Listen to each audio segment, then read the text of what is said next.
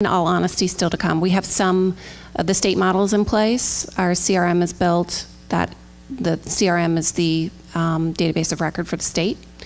And so we're on the way. We have a path for everything. A friend of mine, I was on a panel a couple of months ago, and she had done some work for JCPenney, and it talked about the impact of multi-channel marketing. Single shoppers coming to the internet produce about $150 a year. Catalogs were $50 more.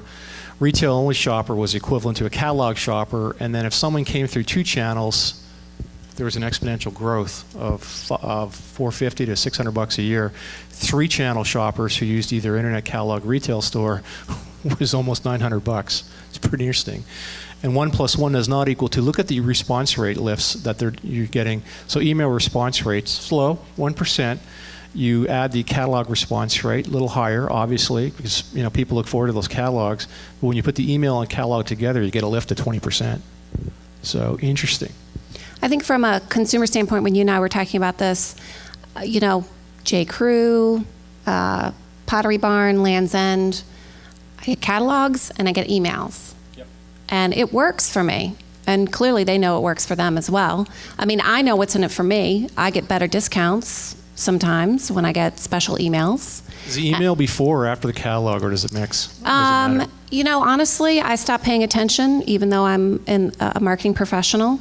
I know that they do a good job of paying attention to when I likely need to shop, which is around holidays and other, buying patterns that I've demonstrated. So, but it's for me as a consumer, I have a different shopping experience online with my catalog, and it adds up to more ROI. And I think that this demonstrates that when you look at the expense side, you might say, boom, we're going to cut out the catalog and we're going to go all email. If you put on that ROI lens, whole different picture. It's probably the wrong lens, yeah. Small example, Michelin is a client of ours, and we had to really, really help their dealer network understand the value of targeted mail. Realize the audience of Michelin dealers, and they're visited via Valpak rep. It's it's marketing. That's okay. Let's do something this week, or I don't have the money. I don't want to do it at all. We did some field trials with them in 2008, and we took $5,000 from a dealer that did do direct marketing, and we ramped it through Valpak. They had a 0.1 response rate, and the in-store sales rates were about 12 grand. Taking the same money several months later, we did 2 levels of personalization on it, much more, obviously more expensive, 71 cents each to go out, but the sales results were $20,160. So just a little anecdotal research from some of the Michelin dealers that we had to really convince, why would they even do that? So what we're finding is if people don't have a propensity to do direct marketing, it's a really tough sell. And getting them to think about why personalization, why targeting, the argument's still, it's tough. The argument's tough to make. Would you have the same experience if you were in a little bit more broadcast versus you pulled it in with more targeting? Well, I think that people have comfort zones, like for us.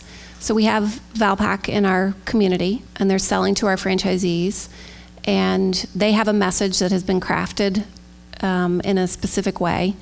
I've bought millions and millions and millions of pieces of Valpak in my career, and it is largely a saturation vehicle. But there's lots of people out there buying media and advertising that it makes them feel very happy to put tons of flyers in the community. And for us, that is something that we coach on quite a lot. Like if you feel happy and proud that you can you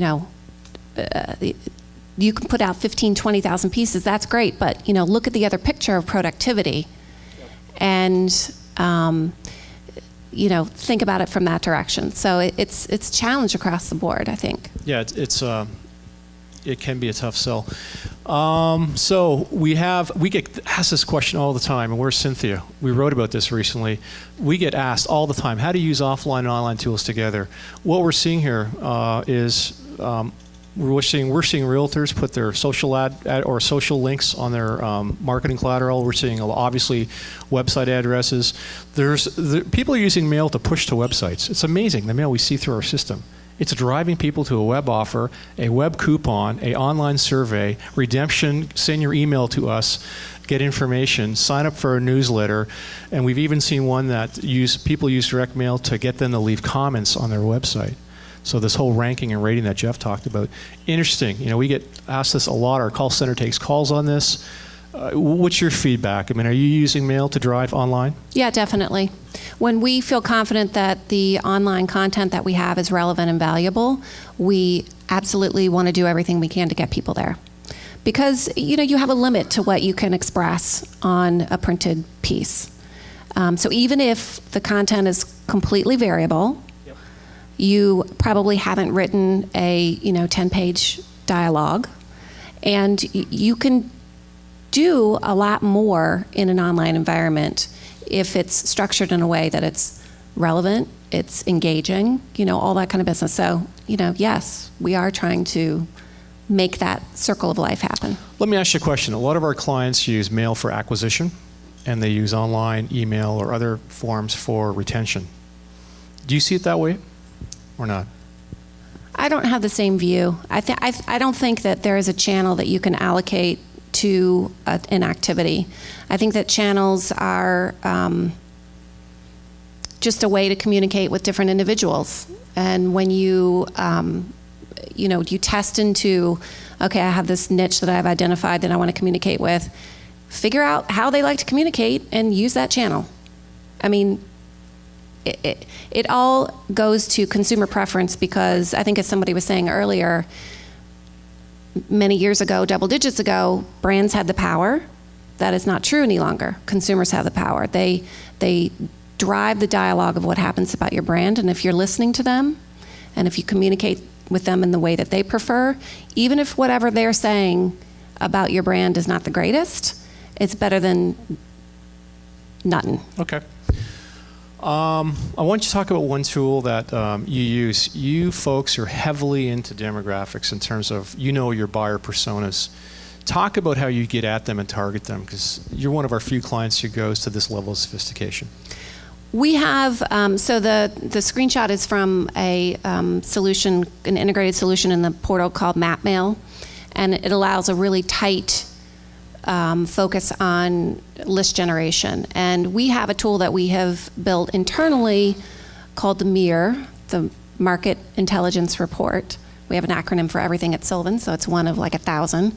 But the MIR allows them to, we put together the data that we do have. So we have data from our website, we have data from our phone system, we have licensed data from schools.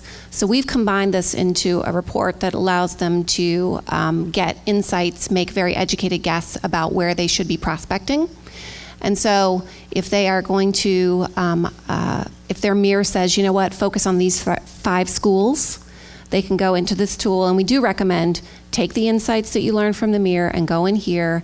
And if you're going to prospect, if you're going to buy a list, use this tool and combine it with the intelligence from the MIR to hone in as tightly as possible on the geography with overlaid demography as well. So we also have a scoring model that is outside of the solution that can give insights as to the most highly convertible socioeconomic groups as well. This helps also. Okay. Yeah, ultimately, it reduces your spend because you're a lot more targeted. Yeah. I'm going to skip this. This is email segmentation, you guys. The deck will be available. I don't think it's very interesting.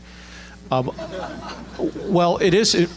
You laughed. Okay. I'll tell you one thing that's really cool is that we're doing a webinar recently, and someone talked about, well, how do you segment email lists? Because we get asked that a lot because we have, I don't know how many big servers that handles our emails here, but it's tremendous infrastructure. So we looked at some examples, and there's restaurants we have that do lunch crowd, wine lover crowd, surf and turf, desserts. So that's pretty interesting. The other was people are using level of interest to segment their emails today. And the interesting thing about emails was, well, there's active, inactive, and there's seasonal, but whoever thought of asking the subscriber how often they want to be contacted? That's pretty cool. So this is, we get calls saying, how do you segment my list? I've got a huge email list. I need help with it.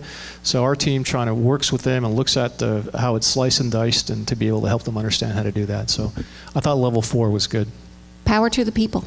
Exactly. User, subscriber, control. Yep.